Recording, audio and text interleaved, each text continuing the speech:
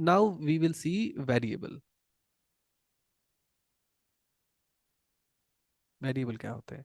हमने general mathematics में भी देखा है, जब हम बोलते हैं लेट x इक्वल टू 5, सो ये x is nothing but a variable. और सी प्रोग्रामिंग में वेरिएबल के, किसी प्रोग्रामिंग में वेरिएबल का एक अलग इंपॉर्टेंस है, और इसको लिखने का एक अलग तरीका बताया गया है। तो तरीका क्या है? तरीका ये है कि x में हम रखने क्या जा रहे हैं, पहले ये इंपॉर्टेंट है, राइट। हम इसमें कैरेक्टर रख सकते हैं, राइट।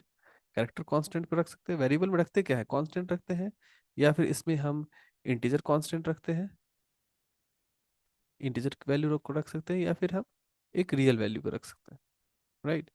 रियल कांस्टेंट या रियल वैल्यू को हम लोग रख सकते हैं। इसमें इंटीजर कांस्टेंट मैं लिख देता हूँ for the sake of completion, right. या जैसे यहाँ x में क्या है, एक रियल सॉरी एक इंटीजर वैल्यू हम रख रहे हैं। तो ये अगर सीन है ना, तो उस बात पर डिपेंड करता है। सपोज अगर मैं x में रख रहा हूँ 5, या फिर देयर आर सर्कमस्टेंसेस जहाँ मैं y में रख रहा हूँ 5.5, और एक सर्कमस्टेंसेस हो सकता है जिसमें मैं z में रख रहा हूँ अ, एक कैरेक्टर a, या फिर मैं z में रख रहा हूँ कोई भी एक सिंबल, राइट, डॉलर का सिंबल रख रहा हूँ। तो इस तीन सिनारियो में डिपेंड करता है वेरिएबल का, कि वेरिएबल का टाइप क्या है। इससे पहले हमें डिफाइन करना पड़ता है कि x जो है वो इंटीजर टाइप का है। यहाँ हमें डिफाइन करना पड़ेगा y किस टाइप का है, फ्लोट टाइप का। क्यों? क्योंकि y में मैं एक रियल नंबर रखने वाला हूँ, और यहाँ सिंस y में मैं एक कैरेक्टर रख रहा हूँ, एक सिंगल कैरेक्टर, इसीलिए मुझे सॉरी z को कैरेक्टर टाइप का डिफाइन करना पड़ेगा। तो ये असाइनमेंट, इस चीज को मैं असाइन कर रहा हूँ वैल्यू। यहाँ भी मैं y में क्या कर रहा हूँ, एक वैल्यू रख रहा हूँ। तो वैल्यू रखने से पहले हम मुझे y को डिफाइन करना पड़ेगा कि y कैसा होगा, y का टाइप क्या होगा। सो इस पार्ट को हम लोग ना डिक्लेरेशन बोलते हैं। अगर मैं और भी परफेक्टली बोलूँ, this is variable declaration, and this part is initialization, right. This part is initialization. So everywhere, this is declaration, this is initialization, right? Here this is declaration, this is initialization, और यहाँ पे तो हम इसको फिर से value को update कर रहे हैं। तो this is not much significant for me, बस but these two instructions are significant. Purpose मेरा ये था बताने का इस सेक्शन में कि वेरिएबल क्या होता है, और वेरिएबल को कैसे लिखा जाता है सी प्रोग्रामिंग में। तो वेरिएबल वो होते हैं जो कांस्टेंट को रखते हैं, राइट। अब डिपेंड करता है कि कांस्टेंट का टाइप कैसा है, किस टाइप का कांस्टेंट हम इस वेरिएबल में रखने वाले हैं, हम उस टाइप का इस कांस्टेंट को सॉरी इस वेरिएबल को डिफाइन करते हैं।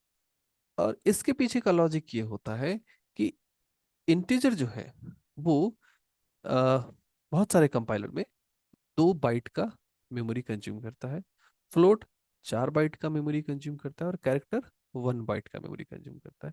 अब अगर मैं 1 बाइट 4 बाइट और 2 बाइट की बात बोलूँ, तो दिस इज जस्ट ए कि हमारे मेरे पास कोई एक कंटेनर है, इस कंटेनर में मैं 1 लीटर रख सकता हूँ।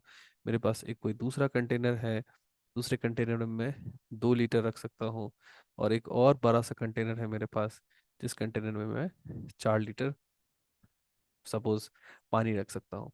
तो ये जैसे वाटर को मैनेज या फिर लिक्विड को मेजर करने के लिए लीटर यूनिट का यूज होता है, वैसे ही डेटा को मेजर करने के लिए हमें बाइट और बिट का इस्तेमाल करना पड़ता है। बिट एंड बाइट पर हम और भी डिटेल में आगे देखेंगे। अ, जहाँ ये सिंगल जीरो या सिंगल वन, इसको 1 बिट बोला जाता है, राइट। This is 1 bit. और कॉम्बिनेशन ऑफ 8 बिट, 8 बिट जो होता है कलेक्टिवली, उसे हम 1 बाइट बोलते हैं, राइट। जैसे 1000 millilitre will be equal to 1 litre, उसी तरह 8 bit is equal to 1 byte. और 8 बिट मतलब ये, तो अगर 10101100 ये है ना, तो this is nothing but 1 byte of data. क्यों? क्योंकि 8 जीरो या 1 में से कोई भी है, तो that is this is nothing but 1 byte of data. तो ये जो कैरेक्टर है ना वो 1 बाइट मेमोरी कंज्यूम करता है, फ्लोट 4 बाइट करता है, और इंटीजर 2 बाइट करता है। अभी कुछ लेटेस्ट कंपाइलर्स में ना इंटीजर भी 4 बाइट कंज्यूम करने लग गया है। तो ये जो बाइफरकेशन है ना वो इसलिए है क्योंकि अगर x इंटीजर टाइप का है तो वो उसका साइज क्या है, इतना बड़ा है, सपोज 2 लीटर का, अगर मैं 2 बाइट कंज्यूम कर एज्यूम करता हूँ, और फ्लोट वेरिएबल जो है वो 4 बाइट का है, तो मैं किसी भी रियल नंबर को 5.5 को एक इंटीजर वेरिएबल में नहीं रख सकता। क्यों? क्योंकि इसको बड़ा बॉक्स चाहिए और ये बॉक्स जो है वो इससे थोड़ा छोटा है। उसी तरह किसी कैरेक्टर वेरिएबल में मैं किसी इंटीजर वेरिएबल को नहीं रख सकता हूँ। और बड़े बॉक्स में अगर मैंने छोटी वैल्यू को रख दिया तो बॉक्स खाली होगा, और उसमें फिर क्या होना है उससे पहले वहाँ क्या पड़ा हुआ था, ये चीजें जब हम आगे मेमोरी को और अच्छे से समझेंगे तब समझ में आएगा। इसको बताने का मेरा ऑब्जेक्टिव यही था कि वेरिएबल सी में आ, वो होते हैं जो कांस्टेंट को अपने अंदर रखते हैं, और वेरिएबल का हमेशा टाइप डिक्लेयर करना पड़ता है, डिपेंड, और वो टाइप इस बात पे डिपेंड करता है कि वो वेरिएबल क्या रखने वाला है। और हमारे पास जो 3 प्राइम टाइप है वो है int, float and char. Int जो है वो इंटीजर टाइप के कांस्टेंट को रखने के लिए, कैर कैरेक्टर टाइप कांस्टेंट को, और रियल फ्लोट जो है वो रियल टाइप के कांस्टेंट को रखने के लिए। This is the size of variable. Variable की साइज की बात है, यानी एक्स कितना साइज, कितना मेमोरी कंज्यूम कर रहा है, how much memory x consume is 4 byte, y कितना मेमोरी कंज्यूम कर रहा है कंप्यूटर की मेमोरी में इज 4 बाइट, और जेड कितना मेमोरी कंज्यूम कर रहा है इज 1 बाइट।